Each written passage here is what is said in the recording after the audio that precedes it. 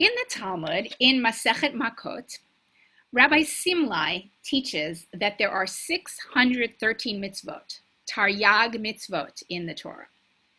And this week's Parsha, Tetze, contains 72 of these 613 commandments, the largest number of mitzvot in any single Torah portion. Many of the mitzvot are concerned with moral values, most of which still apply today. So, for example, we are required to be honest in our business dealings. We're required to give tzedakah. We're responsible for taking care of strangers, orphans, and widows in our midst. The Parsha also includes the prohibition against slander, motzi shem ra. Now, there are some mitzvot in this week's Parsha that seem particularly relevant in light of the COVID-19 health crisis. One example is the mitzvah known as ma'akeh, the requirement to follow safety precautions and erect a railing around your roof. In the book of Devarim, chapter 22, verse 8, in this parsha, the Torah says, Ki tivneh bayit chadash va'asita ma'akeh legagecha. When you build a new house, you shall make a ma'akeh, a parapet, for your roof, so that you do not bring blood guilt on your house if anyone should fall from it, God forbid. A similar law can be found back in the book of Shemot, in Parashat Mishpatim. If a person digs a hole and someone's animal falls in, or worse, a person falls in, the person who created the hole is responsible for the damages. Our rights end when they threaten the safety of our neighbors. We are responsible for each other's safety. And one of the ways that we have been doing this during this pandemic is by wearing masks, most notably indoors in public places and in close quarters. Another mitzvah in this week's Torah portion in Tetze is Hashavat Avedah, the requirement to do everything in our power to return lost objects to their rightful owners. During this pandemic, so many people have experienced losses that are much more serious than the loss of material objects. At the most extreme level, of course, some have lost their lives to the coronavirus. Many of us have suffered the loss of loved ones over the past 6 months, and even when their deaths were not due to COVID, the safety precautions associated with the pandemic have prevented family members from being together with their loved ones in their last days, weeks, or months of their lives.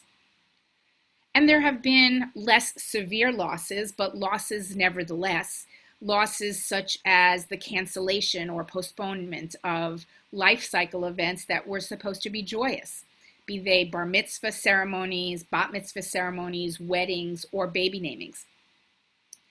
Now, I have had the opportunity, the zechut, to officiate at all of these types of simchas over the past few months, but the parameters of these celebrations have been severely curtailed, as you know. Rather than being a large-scale event in shul with a kiddush luncheon to follow, the baby naming I did for one of our members a few weeks ago was limited to 11 people in the parents' backyard, with some of the grandparents unable to attend. The wedding, which I officiated last weekend, was limited to just a few dozen people, and there was no dancing allowed. When the bride and the groom planned their wedding a year ago, they never would have imagined this simcha without dancing. So, as you know, these days, we're all somewhat limited in one way or another. Some have had to be physically confined to indoor spaces for 2 weeks of quarantine, including my daughter Rivka, who is now in quarantine, is not even permitted to leave her dorm room in Jerusalem except for a walk in the courtyard outdoors that's part of their complex, just 20 minutes a day. I think that's less time than they give you in prison. Janet Kaplan was similarly quarantined earlier this summer when she flew to California to see family and to meet her newborn grandson. So she understands what quarantine is like. And for those of us who aren't or who weren't in quarantine, we still feel very limited in our mobility and in our access to certain activities and to certain locations. In this week's Haftarah from the book of Yeshayahu, which is the fifth Haftarah of consolation between Tisha B'Av and Rosh Hashanah, the prophet promises the Israelite people that they are going to recover. They are going to recover from the Churban, from the destruction of the temple, and from their years of exile.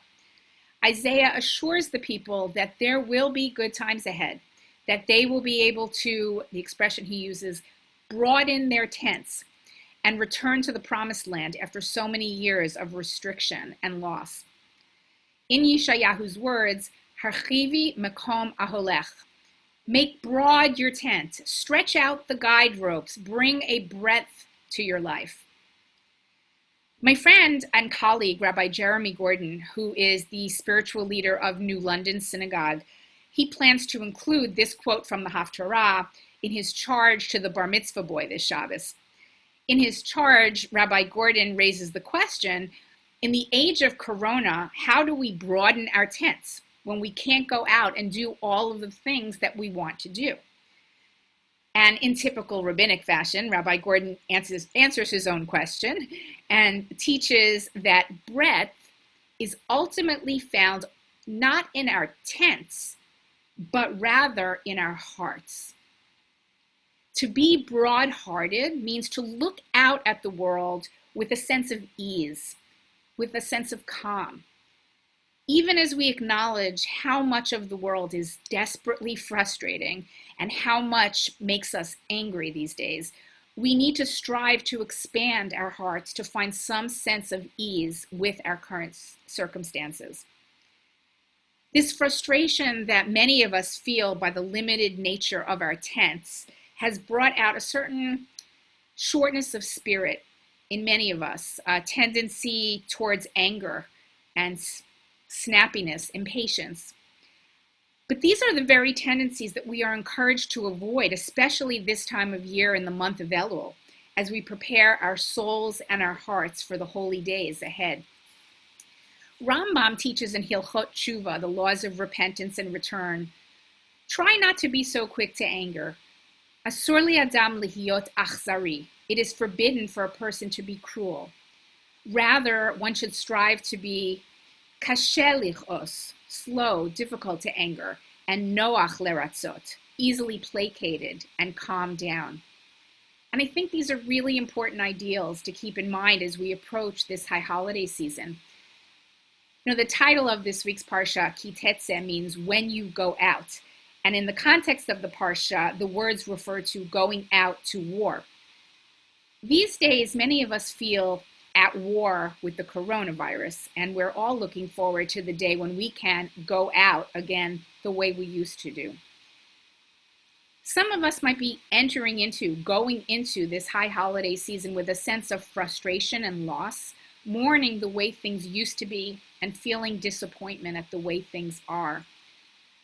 But given the circumstances, I pray that we all do our best to be inspired by the Rambam's teachings, by trying to calm down when we do feel frustrated or angry. And I pray that we all strive to seek out sources of calm, sources of blessing, sources of goodness in the world and in each other. Ken Yehi Ratzon, Shabbat Shalom.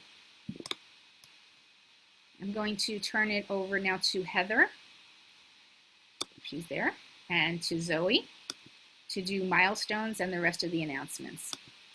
Did we lose Heather? Okay. Zoe, are you on without Heather? No, she's coming. Okay.